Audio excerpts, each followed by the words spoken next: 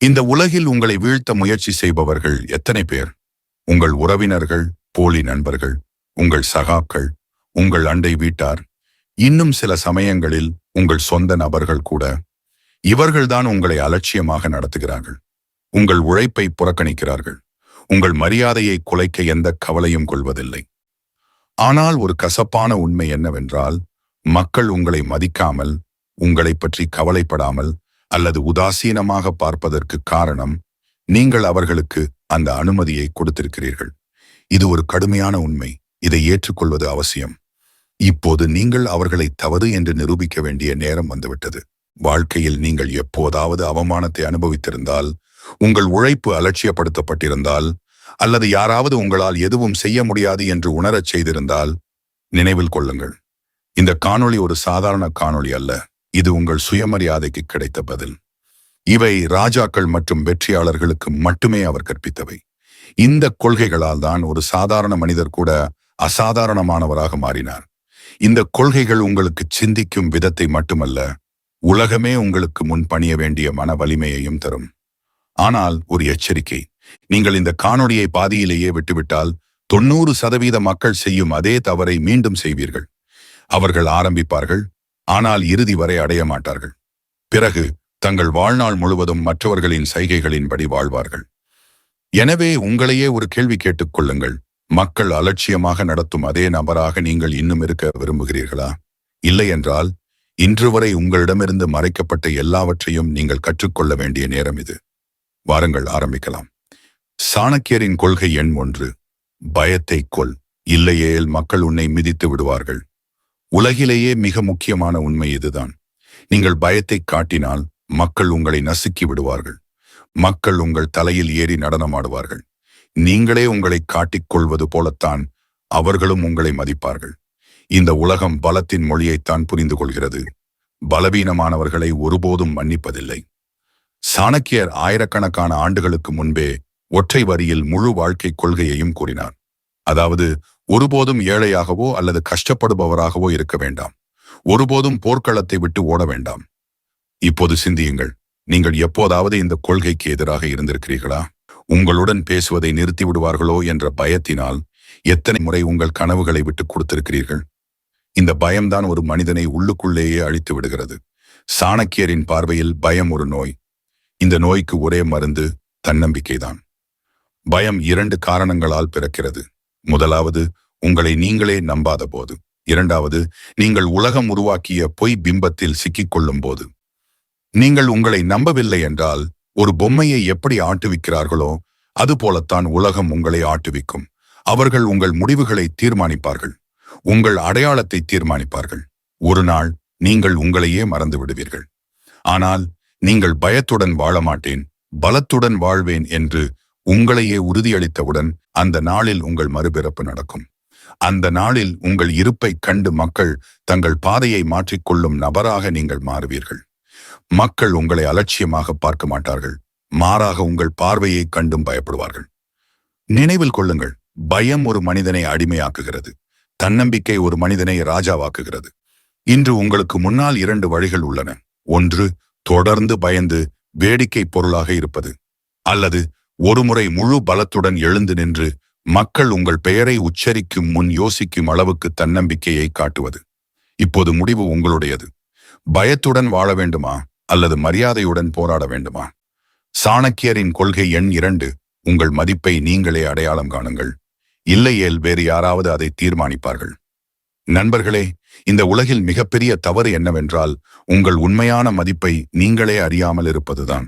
உங்கள் மதிப்பை நீங்கள் அறியாத போது உலகமும் உங்களுக்கு அதே முக்கியத்துவத்தை கொடுப்பதில்லை.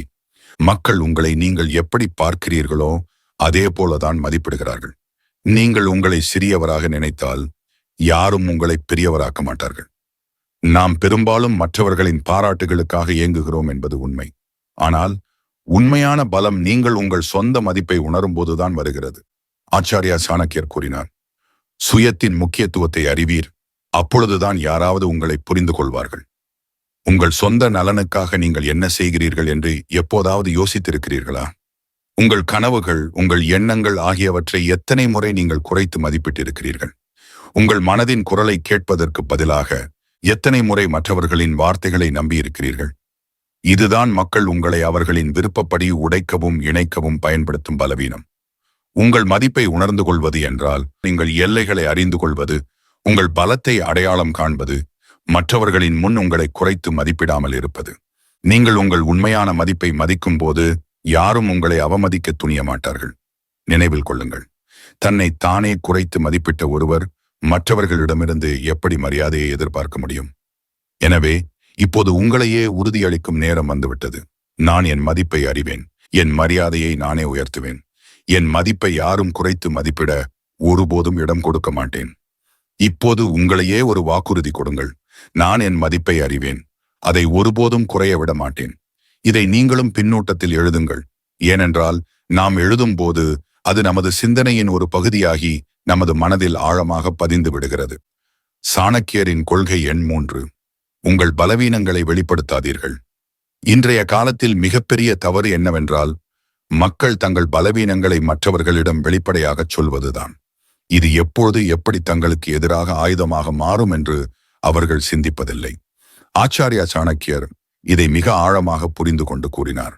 குப்தம் ரகசியம் ச குப்தம். அதாவது, ஒரு புத்திசாலி மனிதன் தன் பலவீனங்களையும் தனிப்பட்ட விஷயங்களையும் யாருக்கும் ஒருபோதும் வெளிப்படுத்துவதில்லை. ஏனென்றால் இந்த உலகில் எல்லோரும் உங்களுக்கு ஆதரவாக இருக்க மாட்டார்கள். சிலர் உங்கள் பலவீனங்களைக் கண்டு உங்களை குறைத்து காண்பிக்க வாய்ப்புகளை தேடுகிறார்கள். ஆனால் நீங்கள் என்ன பண்றீங்க? சிறிது சிரமம் வந்தவுடனேயே உங்கள் பலவீனத்தை உலகிற்குச் சொல்கிறீர்கள். என்னிடம் பணம் இல்லை, குடும்ப ஆதரவு இல்லை, என் விதியே சரியில்லை. இதை கேட்டால் உதவுவார்கள் என்று நீங்கள் நினைக்கிறீர்கள். உண்மை என்னவென்றால், பெரும்பாலான மக்கள் உங்களுக்கு உதவ மாட்டார்கள். மாறாக இந்த விஷயங்களை கேட்டு உங்கள் பலவீனத்தை பயன்படுத்திக் கொள்ளத்தான் காத்திருப்பார்கள்.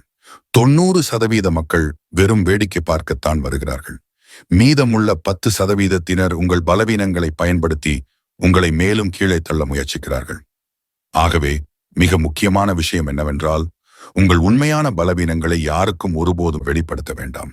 ஏனென்றால் உங்கள் பலவீனங்களை மக்கள் அறிந்து கொண்டால் அவர்கள் உங்களை ஒருபோதும் மதிக்க மாட்டார்கள். மாறாக உங்களை ஒரு பலவீனமானவராக நினைத்து உங்களுக்கு எதிராக செயல்படுவார்கள்.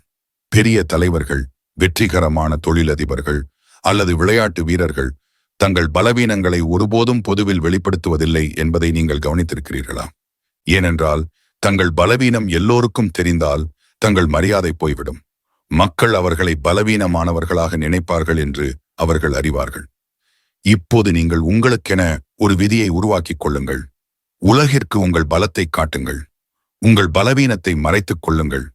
உங்கள் பலவீனங்களை உங்கள் இதயத்தில் மறைத்து வையுங்கள். உங்கள் வேலை மூலம் பதில் சொல்லுங்கள். இதுதான் புத்திசாலித்தனம். இதுதான் சாணக்கியரின் கொள்கையின் உண்மை. இப்போது நீங்கள் கேட்கப் போகும் விஷயங்கள் இன்னும் ஆழமானவை மற்றும் சவால் நிறைந்தவை. நீங்கள் இந்த கருத்துடன் உடன்பட்டால் காணொளியை கட்டாயம் விரும்புங்கள். ஏனென்றால் அடுத்த கொள்கை உங்களை உள்ளுக்குள்ளேயே உலுக்கிவிடும். நீங்கள் இன்று இருக்கும் இடத்திலேயே இருந்தால் நாளை உங்களை மிதித்துவிடும். நீங்கள் உங்கள் மோசமான நட்பை மாற்றாவிட்டால் அந்த நட்பு உங்கள் கனவுகளின் சிதையை கொளுத்திவிடும் என்பதை நினைவில் கொள்ளுங்கள். நண்பர்களே, வாழ்க்கையின் மிகப்பெரிய தவறு நாம் யாரை வேண்டுமானாலும் நண்பராக வைத்துக் கொள்ளலாம், அதனால் எந்த வித்தியாசமும் இல்லை என்று நினைப்பதுதான். ஆனால் சாணக்கியர் தெளிவாக கூறியுள்ளார், ஒரு தீய மனிதனின் நட்பு மெதுவாக நல்ல மனிதனையும் அழிவு பாதைக்கு இட்டுச் செல்லும். சிந்தியுங்கள். ஒவ்வொரு காலையிலும் நீங்கள் நேர்மறையான மற்றும் நல்ல எண்ணம் கொண்டவர்களுடன் நேரம் செலவிட்டால் உங்கள் மனமும் தெளிவானதாகவும் வலிமையானதாகவும் உற்சாகத்துடனும் இருக்கும். ஆனால் உங்கள் காலை பொழுது குறை கூறுபவர்கள், போதைப் பொருள் பயன்படுத்துபவர்கள், கோபத்தை காட்டுபவர்கள் ஆகியோருடன் கழிந்தால் உங்கள் ஆன்மாவும் மெதுவாக அதே எதிர்மறையில் மூழ்கிவிடும். இதுதான் வாழ்க்கையின் உண்மையான விதி. நட்பை மாற்றுங்கள், விதி மாறும். இதுதான் சாணக்கியரின் கொள்கை. இப்போது நான் உங்களிடம் ஒரு கேள்வி கேட்க விரும்புகிறேன். நீங்கள் அதிக நேரம் செலவிடும் 5 பேர் உங்கள் சிந்திக்கும் மற்றும் செயல்படும் விதத்தில் ஒத்திருக்கிறார்கள் என்பதை எப்போதாவது கவனித்திருக்கிறீர்களா? அவர்கள் சோம்பேறிகளாக இருந்தால் நீங்களும் மெதுவாக தொய்வடைவீர்கள். அவர்கள் போதைக்கு அடிமையானவர்களாக இருந்தால் உங்கள் வாழ்க்கையும் அலட்சியமாகிவிடும். ஆனால் அவர்கள் லட்சியமும் உழைப்பும் உள்ளவர்களாக இருந்தால் உங்கள் ஆன்மாவும் அதே உணர்வால் எரியும். நண்பர்களே, மோசமானவர்கள் உங்களை உடனடியாக உடைப்பதில்லை, அவர்கள் மெதுவாக உங்கள் ஆன்மாவை உள்ளுக்குள்ளேயே வெற்றுமையாக்குகிறார்கள். எப்படி கரையான்கள் மரத்தை வெற்றுமையாக்குமோ அதே போல்தான் தவறான நட்பு ஒரு விஷ மரத்தின் நிழலில் உட்கார்ந்திருப்பது போல. வெளியில் உங்களுக்கு குளிர்ச்சியாக இருக்கலாம், ஆனால் மெதுவாக அந்த மரம் உங்கள் வாழ்க்கையின் வேர்களில் விஷத்தை கலக்கும். சாணக்கியரின் இந்த போதனை இதுதான். முட்டாள்களின் நட்பை விட தனிமையாக இருப்பது மிகவும் நல்லது. ஏனென்றால் முட்டாள்களின் தவறுக்கான தண்டனையை புத்திசாலி மனிதனும் அனுபவிக்க நேரிடும். இப்போது ஒருமுறை சிந்தியுங்கள். உங்கள் வாழ்க்கை ஒரு படகு என்றால் உங்கள் நண்பர்கள் அதே படகில் அமர்ந்திருக்கும் கத்தி வீசுபவர்கள். உங்கள் நண்பர்கள் உங்களுக்கு ஆதரவளிக்கவில்லை என்றால் படகு நடுக்கடலில் மூழ்கிவிடும். எனவே புத்திசாலித்தனம் என்னவென்றால் தவறான நட்பை அடையாளம் கண்டு உடனடியாக அவர்களிடமிருந்து விலகி இருப்பதுதான். சாணக்கியரின் கொள்கை எண் 4: உங்கள் சிந்தனையை கீழே விழவிடாதீர்கள், இல்லையேல் வாழ்க்கை கீழே விழுந்துவிடும். நண்பர்களே, இந்த விஷயத்தை ஒருபோதும் மறக்காதீர்கள். உங்கள் சிந்தனைதான் உங்கள் பலம். உங்கள் சிந்தனை பலவீனமாகவும் எதிர்மறையாகவும் இருந்தால் வாழ்க்கையும் அதே பாதையில் செல்லும். நீங்கள் உங்கள் சிந்தனையை பலவீனமாக்கும் போதுதான் மக்கள் உங்களை அலட்சியமாக பார்க்கிறார்கள். ஆச்சாரியா சாணக்கியர் கூறினார், மனிதனின் மிகப்பெரிய எதிரி அவனுடைய சொந்த சிந்தனைதான். நீங்கள் உங்களை குறைத்து மதிப்பிடும் போது அதே சிந்தனை உங்கள் உள்ளே பயம், சந்தேகம் மற்றும் தோல்வியின் விதைகளை விதைக்கிறது. இந்த சிந்தனை உங்களை திரும்ப திரும்ப கீழே தள்ளுகிறது. பிறகு நீங்கள் எழுந்து நிற்க துணிவை இழந்து விடுகிறீர்கள். நீங்கள் நேர்மறையாக சிந்திக்கும் போது சிரமங்கள் கூட எளிதாக தெரிவதை நீங்கள் கவனித்திருக்கிறீர்களா? நீங்கள் உங்களை நம்பும்போது பாதைகள் தானாகவே உருவாகின்றன. ஆனால் எதிர்மறை சிந்தனை வரும்போது ஒவ்வொரு வேலையும் பெரிதாகவும், ஒவ்வொரு சவாலும் பாரமாகவும், ஒவ்வொரு கனவும் முழுமையற்றதாகவும் தெரிகிறது. எனவே உங்கள் சிந்தனையை வலுப்படுத்துவது அவசியம். தினமும் உங்கள் மூளைக்கு எழுந்து நிற்கவும் போராடவும் பலம் கொடுக்கும் விஷயங்களை கொடுங்கள். உங்கள் மனதை உங்களை மேலே உயர்த்தும் எண்ணங்களால் நிரப்புங்கள், கீழே தள்ளும் எண்ணங்களால் அல்ல. நினைவில் கொள்ளுங்கள், உங்கள் சிந்தனை என்னவோ அதைத்தான் வாழ்க்கை உங்களுக்கு கொடுக்கும். சிந்தனை பெரிதாக இருந்தால் இலக்கு பெரிதாக இருக்கும். சிந்தனை சிறியதாக இருந்தால் கனவுகளும் சிறியதாகவே இருக்கும். அதனால் உங்கள் சிந்தனையை ஒருபோதும் கீழே விழ விடாதீர்கள். ஏனென்றால் சிந்தனை கீழே விழும்போது வாழ்க்கையும் கீழே விழுகிறது. இப்போது உங்கள் சிந்தனைக்கு ஒரு புதிய பரிமாணத்தை, ஒரு புதிய திசையை கொடுக்கும் நேரம் இது. உங்கள் சிந்தனையை மாற்றுங்கள். இதனால் யாரும் உங்களை ஒருபோதும் அலட்சியமாக பார்க்க முடியாது. சாணக்கியரின் கொள்கை எண் 5: கோபத்தை கட்டுப்படுத்துங்கள், இல்லையேல் அது உங்களை சாப்பிட்டுவிடும். கோபம் இது முதலில் ஒரு மனிதனுக்குள் எரியும் நெருப்பு. பிறகு மெதுவாகச் சுற்றியுள்ள எல்லா உறவுகளையும் சூழ்நிலைகளையும் எரித்து விடுகிறது. தன் கோபத்தை கட்டுப்படுத்தும் மனிதன்தான் உண்மையில் முழு உலகையும் வெல்ல முடியும். இது ஒரு வார்த்தை மட்டுமல்ல, வாழ்க்கையின் ஒரு விலைமதிப்பற்ற சூத்திரம். இப்போது சிந்தித்துப் பாருங்கள். உங்கள் வாழ்க்கையில் எத்தனை முறை உங்கள் கோபம் உங்களுக்கு எதிராகவே போய் நின்றிருக்கிறது? எத்தனை முறை நீங்கள் ஒரு விவாதத்தில் தேவையை விட அதிகமாக பேசியதால் உறவுகளில் விரிசல் ஏற்பட்டது?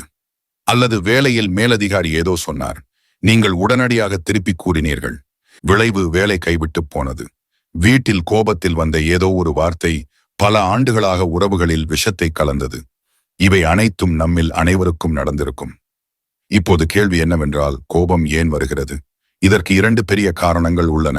முதலாவது, ஒரு சூழ்நிலையின் மீது நாம் கட்டுப்பாட்டை இழந்து விட்டதாக உணரும் போது. இரண்டாவது, நம் மரியாதை அல்லது கௌரவத்திற்கு காயம் ஏற்பட்டுள்ளதாக நாம் நினைக்கும் போது. ஆனால் ஒரு விஷயத்தை எப்போதும் நினைவில் வைத்துக் கொள்ள வேண்டும். கோபம் உங்களை வலிமையானவராக ஆக்குவதில்லை. மாறாக அது உங்களை பலவீனமானவராகவும் புத்திசாலித்தனம் இல்லாதவராகவும் ஆக்குகிறது. உண்மையான பலம் என்னவென்றால், கோபத்தின் போதும் நீங்கள் அமைதியாக இருக்க வேண்டும். ஏனென்றால் அமைதியாக இருக்கும் மனிதன்தான் சரியான மற்றும் சிந்தித்து முடிவுகளை எடுக்க முடியும். சரியான முடிவுகளை எடுப்பவன் தான் உண்மையான வெற்றியை பெறுகிறான். இதற்கு மகாபாரதத்திலிருந்து ஒரு பெரிய உதாரணத்தை எடுத்துக்கொள்வோம். தன் தைரியத்திற்காக புகழ்பெற்ற அபிமன்யு சக்கரவியூகத்தில் சிக்கிய போது கோபத்தில் சரியான உத்தியை பயன்படுத்துவதற்கு பதிலாக அவசரத்தில் தவறான முடிவுகளை எடுத்தான். விளைவு, அவர் வீர மரணம் அடைந்தார். இது கோபம் ஒருபோதும் வீரம் அல்லது புத்திசாலித்தனத்தை ஊக்குவிப்பதில்லை. மாறாக அது ஒரு வீரனை கூட முட்டாளாக்குகிறது என்பதற்கான வரலாற்றின் ஒரு சோகமான பாடம். அதனால்தான் சாணக்கியர் கூறினார், கோபத்தில் செய்யப்படும் செயல் எப்போதும் அழிவை நோக்கியே இட்டுச் செல்லும். இனிமேல் உங்களுக்கு கோபம் வரும்போதெல்லாம் முதலில் ஆழமாக மூச்சு விடுங்கள். பொறுத்திருங்கள். எதிரில் இருப்பவர் உங்களை திசை திருப்ப விரும்புகிறார். உங்களை தூண்டிவிட விரும்புகிறார் என்று உங்களுக்கு நீங்களே புரிய வைத்துக் கொள்ளுங்கள். நீங்கள் அந்த நேரத்தில் அமைதியாக இருந்தால் நீங்கள் வெற்றி பெற்றீர்கள் என்ற அர்த்தம். ஆனால் நீங்கள் கோபத்தில் அடிபணிந்தால் தோல்வியிலிருந்து யாரும் உங்களை காப்பாற்ற முடியாது. இறுதியாக சிந்தித்து பாருங்கள். நீங்கள் உங்கள் பயத்தை வென்று உங்கள் பலவீனங்களை மறைத்து தவறான நட்பை கைவிட்டு மிக முக்கியமாக உங்கள் கோபத்தை கட்டுப்படுத்திக் கொண்டால் உங்கள் வாழ்க்கையில் ஒரு பெரிய மாற்றத்தை நீங்களே காண்பீர்கள்.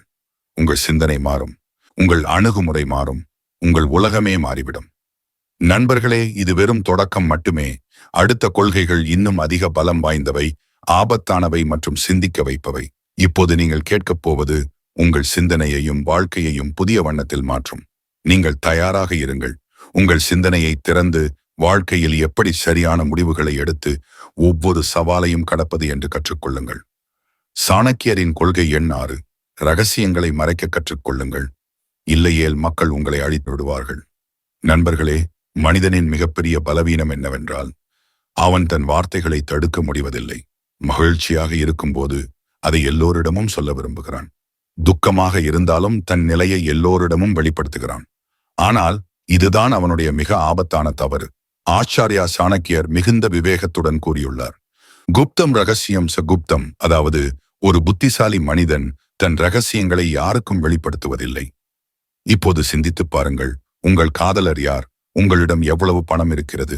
அல்லது வீட்டில் என்னென்ன பலவீனங்கள் இருக்கின்றன என்று உங்கள் ரகசியங்களில் எதையாவது நீங்கள் யாரையாவது முழுவதுமாக நம்பிச் சொல்லி இருக்கிறீர்களா? அந்த நபர் ஒருபோதும் இந்த ரகசியத்தை உங்களுக்கு எதிராக பயன்படுத்த மாட்டார் என்று உங்களுக்கு நம்பிக்கை இருக்கிறதா? இந்த உலகில் உங்கள் ஆழ்ந்த ரகசியத்தை எப்போதும் மறைத்து வைத்திருக்கக்கூடிய அளவுக்கு யாரும் நம்பகமானவர்கள் இல்லை. நினைவில் கொள்ளுங்கள், ரகசியங்கள் 2 இடங்களில் மட்டுமே பாதுகாப்பாக இருக்கும். ஒன்று உங்கள் இதயத்தில், மற்றொன்று கல்லறையில். நீங்கள் அதை வேறு எங்காவது வெளிப்படுத்தினால் ஆபத்து வளர ஆரம்பித்து விட்டது என்று அர்த்தம். ரகசியங்கள் வெளியே வரும்போது அவை உங்களுக்கு எதிராக பயன்படுத்தப்படும் ஆயுதங்களாக மாறுகின்றன. இதை புரிந்து கொள்ள நான் உங்களுக்கு ஒரு கதை சொல்கிறேன். ஒரு காலத்தில் மிகவும் சக்தி வாய்ந்த ஒரு அரசர் இருந்தார். அவருக்கு ஒரு பெரிய பலவீனம் இருந்தது. அவர் காதுகள் மிகவும் பெரிதாக இருந்ததால் எப்போதும் தொப்பியை அணிந்து மறைப்பார். அவர் தன் நம்பிக்கைக்குரிய சலவைக்காரரிடம் இந்த ரகசியத்தை சொன்னார். முதலில் சலவைக்காரர் இதை சிறிய விஷயமாக கருதினார். ஆனால் மெதுவாக அவர் மனம் கனமாகி இந்த ரகசியத்தை வேறு ஒருவரிடம் சொல்லிவிட்டார். அந்த விஷயம் காடு வரை சென்றது. பிறகு கிராமம் வரை சென்றது. இறுதியில் முழு ராஜ்யத்திலும் பரவியது. இதன் விளைவாக அரசரின் மரியாதை முழுவதுமாக சிதைந்தது. தன் மிகவும் இரகசியமான பலவீனத்தை மறைத்தவர் ஒரு மனிதரை நம்பி எல்லாவற்றையும் இழந்தார். இந்த விஷயம் நமக்கு இதை கற்பிக்கிறது. நாம் மிகவும் சிந்தித்து நம்பக்கூடியவர்களுடன் மட்டுமே நம் ரகசியங்களை பகிர்ந்து கொள்ள வேண்டும். சாணக்கியரும் கூறியுள்ளார், நம்புங்களானால் சிந்தித்து ரகசியத்தை உங்களை நம்பி மட்டுமே வைத்திருக்க வேண்டும். இப்போது உங்களையே கேள்வி கேட்டுக் கொள்ளுங்கள். உங்கள் சில ரகசியங்கள் வேறு யாரிடமாவது இருக்கின்றனவா? ஆம் என்றால் எச்சரிக்கையாக இருங்கள். ஏனென்றால் ஒரு நாள் அதே ரகசியங்கள் உங்களுக்கு எதிராக பயன்படுத்தப்படலாம்.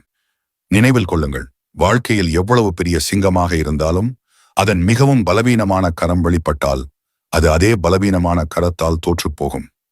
அதனால் ரகசியங்களை மறைக்க கற்றுக்கொள்ளுங்கள். உங்கள் பலம் மற்றும் பலவீனம் இரண்டையும் உங்கள் இதயத்திலேயே பாதுகாப்பாக வைத்துக் கொள்ளுங்கள். புத்திசாலித்தனத்துடனும் விவேகத்துடனும் உங்கள் ரகசியங்களை கையாள்வதுதான் மிகப்பெரிய பலம் என்று சாணக்கியரின் இந்த கொள்கை நமக்கு கற்பிக்கிறது. சாணக்கியரின் கொள்கை எண் 7. நேரத்தை அடையாளம் காணுங்கள், இல்லையேல் வருத்தப்பட நேரிடும். நண்பர்களே, வாழ்க்கையின் மிகப்பெரிய உண்மை இதுதான். நேரம் யாருக்காகவும் காத்திருப்பதில்லை. நீங்கள் தயாராக இருந்தாலும் இல்லாவிட்டாலும் நேரம் நிற்காமல் ஓடிக்கொண்டிருக்கிறது. ஆச்சாரியா சாணக்கியர் மிகவும் எளிமையான மற்றும் ஆழமான வார்த்தைகளில் கூறியுள்ளார், காலாய தஸ்மை நமக. அதாவது நேரம்தான் மிகப்பெரிய சக்தி. நேரத்தை புரிந்து கொண்டவர் தன் போரில் பாதி வெற்றி பெற்றுவிட்டார். நேரத்தை இழந்தவர் நிலாஸ்வர எல்லாவற்றையும் இழந்து விட்டார். இப்போது சிந்திச்சு பாருங்கள், நீங்கள் எத்தனை முறை உங்க மனதுக்கு நாளை முதல் படிக்க ஆரம்பிப்பேன், அல்லது அடுத்த மாதம் முதல் என் தொழிலை தொடங்குவேன், அல்லது இன்னும் சிறிது வளர்ந்தவுடன் என் கனவுகளை துரத்துவேன் என்று சொல்லியிருக்கிறீர்கள். ஆனால் அந்த நாளை எப்போதாவது வந்ததா? இல்ல. ஏனென்றால் நேரம் கடந்து கொண்டே போனது. நீங்கள் நாளை ஏதாவது செய்வோம் என்று நினைத்துக் கொண்டே இருந்தீர்கள். இதுதான் உண்மையான ஏமாற்றுதல். நேரம் சத்தமில்லாமல் கடந்து விடுகிறது. நீங்கள் திரும்பி பார்க்கும்போது வருத்தம் மட்டுமே கையில் இருக்கும். கேஷ், நான் அந்த நேரத்தில் கடினமாக உழைத்திருந்தால், நேரத்தின் முக்கியத்துவத்தை புரிந்து கொள்ள வரலாற்றின் மிகப்பெரிய உதாரணங்களை பாருங்கள். தாமஸ் ஆல்வா எடிசனையே எடுத்துக்கொள்ளுங்கள். அவர் மின்சார பல்பை கண்டுபிடிக்க ஆயிரக்கணக்கான முறை முயற்சி செய்தார். ஆனால் அவர் ஒருபோதும் நாளை செய்கிறேன் என்று சொல்லவில்லை. மாறாக ஒவ்வொரு நாளும் உழைத்துக் கொண்டே இருந்தார். அவர் நேரத்தை மதிக்கவில்லை என்றால் இன்று முழு உலகமும் இருளில் இருந்திருக்கும். அல்லது இந்தியாவின் ஏவுகணை மனிதர் டாக்டர் ஏபிஜே அப்துல் கலாமை பாருங்கள். அவர் தன் மாணவர் வாழ்க்கையில் இப்போது ஓய்வு எடுக்கிறேன், பிறகு படிப்பேன் என்று சொல்லியிருந்தால் அவர் இவ்வளவு உயரங்களை தொட்டிருக்க முடியுமா?